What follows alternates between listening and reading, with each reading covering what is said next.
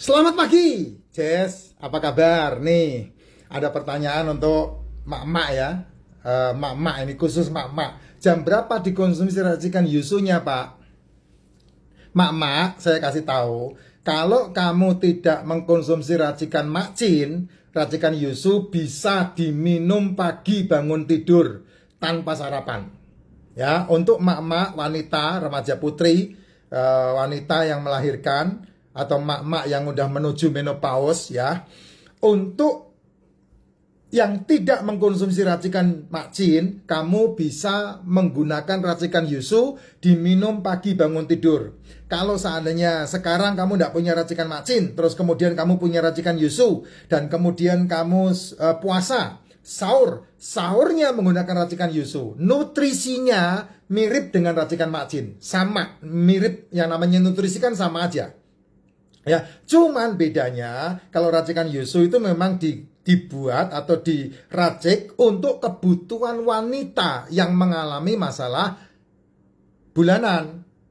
Remaja yang baru pertama kali men, yang seringkali perutnya mules-mules, sakit-sakit, kalau mengalami bulan, ya, kalau datang tamunya. Terus kemudian untuk ibu-ibu atau wanita-wanita yang bulanannya mengalami problem, terus kemudian masalah-masalah keputihan, masalah-masalah apa namanya, kewanitaan. Nah, itu racikan yusu khusus untuk masalah-masalah seperti itu. Tapi nutrisinya sebetulnya sama dengan yang ada di racikan macin, tidak ada masalah. Hanya elemennya berbeda, karena elemennya dikhususkan untuk yang berhubungan dengan hormon kewanitaan.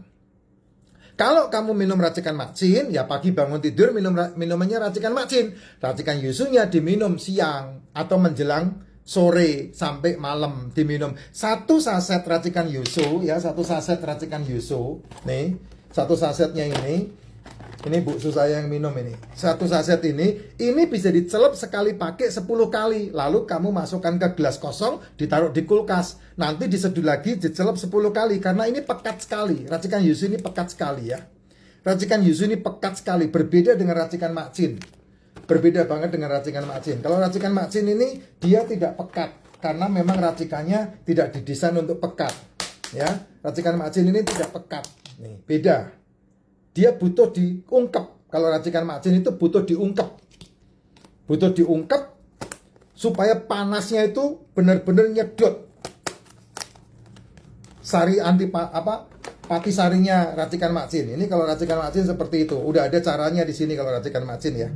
Kalau racikan yusu belum ada kartu posnya karena packingnya memang spesial banget. Nah, tapi kalau kamu pengen tahu banyak, WA sama Mbak Vira nanti dikasih tahu caranya. Ini kalau racikan macin, gitu loh Jess. Ya, kalau racikan yusu, ini pekat sekali. Nah, satu saset ini bisa kamu pakai 3 kali, 4 kali, 5 kali sampai bening, tidak ada masalah. Kalau ini jangan dipakai untuk kompres mata ya. Kalau racikan yusu jangan dipakai untuk kompres mata. Kalau racikannya macin ini setelah dipakai, kamu taruh kulkas, itu bisa dipakai untuk kompres mata. Nah, itu bedanya di situ.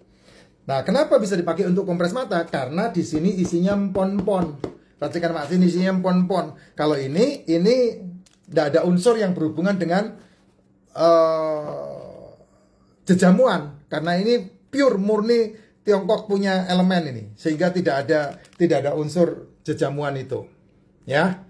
Sama-sama produk alam, tapi saya tidak merekomendasi ini untuk kompres mata. Tapi kalau racikan macin bisa untuk kompres mata. Jadi mata bisa, kalau kamu tiduran sebentar terus kompres dengan saset yang udah bekas dipakai dan kemudian ditaruh di kulkas, dingin. Wah, itu matamu bisa enak, bisa nyaman gitu. Nah, itu caranya seperti itu. Jadi no problem, tidak ada masalah. Berapa kali diminum satu hari? Bebas. Satu saset kamu bisa minum 2-3 kali untuk racikan yusu. Ya, terutama sore menjelang malam mau tidur itu bagus untuk dikonsumsi karena dia akan bekerja dengan maksimal ketika dipakai untuk istirahat. Terutama untuk wanita. Wanita ini kan problemnya banyak banget. Tapi puji Tuhan loh, wanita itu dikasih umur panjang sama Tuhan dan dijagain sama Tuhan sendiri. Loh, kok bisa, Pak? Ya, karena tidak ada pengasihan untuk duda. Duda itu tidak pernah dikasihani oleh alam semesta, tapi wanita dikasihani oleh alam semesta. Makanya ada belas kasihan untuk janda ya, janda, artinya perempuan yang ditinggal meninggal oleh suaminya. Tapi kalau perempuan cerai itu bukan janda. Itu single itu.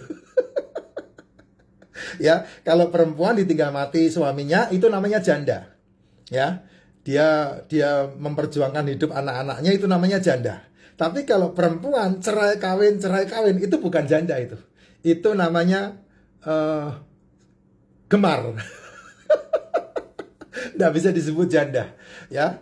Untuk hal-hal seperti itu nggak bisa dihidupi atau dikasih belas kasihan karena dia masih bisa kawin lagi. Tapi kalau wanita punya anak dan kemudian ditinggal suaminya dan kemudian dia tidak menikah lagi, maka dia disebut sebagai janda. Makanya dia mendapat belas kasihan. Di 4 kitab agama, wanita yang disebut janda dihormati. Bahkan mendapat jaminan dari lingkungan, dari alam semesta pula. Makanya, nah ini kalau maaf ya, saya nyinggung sedikit ya tentang apa yang disebut sebagai sedekah, kemudian apa itu namanya amal jariah dan apa itu kan arahnya kepada anak yatim, yatim piatu, janda dan fakir miskin kan. Nah ini kesalahan terbesar. Kalau saya ya pembelajaran awal yang disampaikan kepada kehidupan ini, tentunya saya mengacu kepada kitab perjanjian lama yang namanya Taurat ya. Pasti hubungannya dengan Taurat bukan yang lain. Karena itu kitab pertama yang muncul di muka bumi ini melalui satu suku, satu bangsa yang namanya Israel, namanya Taurat. Kamu suka boleh, enggak juga boleh. Tapi kitab-kitab yang ada di muka bumi ini ada banyak mengacu, bahkan filsuf-filsuf ada banyak mengacu ke situ. Ya, itu ada 4 kategori yang harus diperhatikan. Nah, 4 kategori itu adalah yang pertama, itu adalah disebut sebagai orang asing. Orang asing itu siapa? Orang asing adalah orang yang tidak kamu kenal, ya, yang tidak pernah tahu asal usulnya, tetapi dia membutuhkan. Nah, itu kamu boleh memberikan sedekah, kamu boleh memberikan perpuluhan, kamu boleh memberikan amal jariah. Orang asing. Bukan pengemis ya, bukan pengemis, orang asing. Orang asing itu berarti dia bukan memiliki pekerjaan pengemis. Tapi betul-betul kamu tidak kenal orang itu, tapi orang itu butuh. Nah, kamu boleh menolong dia. Ya, itu orang asing. Pengembara itu boleh itu. Ya, itu perlu ditolong. Itu kewajiban kita. Perintah langsung dari alam semesta seperti itu. Kamu menyebutnya Tuhan, kamu menyebutnya Allah, kamu menyebutnya Sang Hyang Widi, silahkan aja. Ya, itu yang pertama. Yang kedua adalah anak yatim.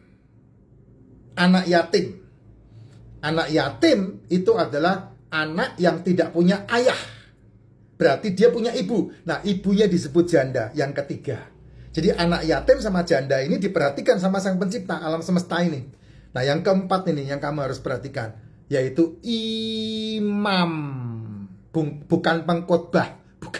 Bukan penceramah, bukan imam.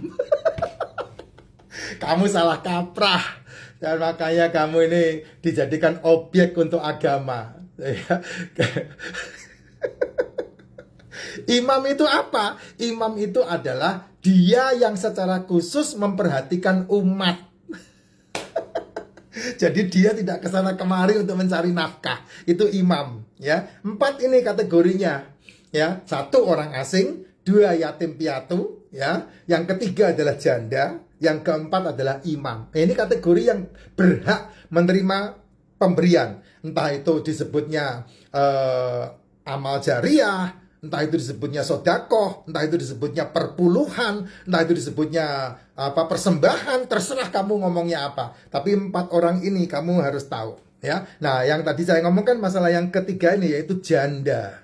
Nah, kenapa dia disebut janda? Karena dia sudah ditinggal mati oleh suaminya dan dia bertanggung jawab untuk menghidupi anaknya. Itu disebutnya janda.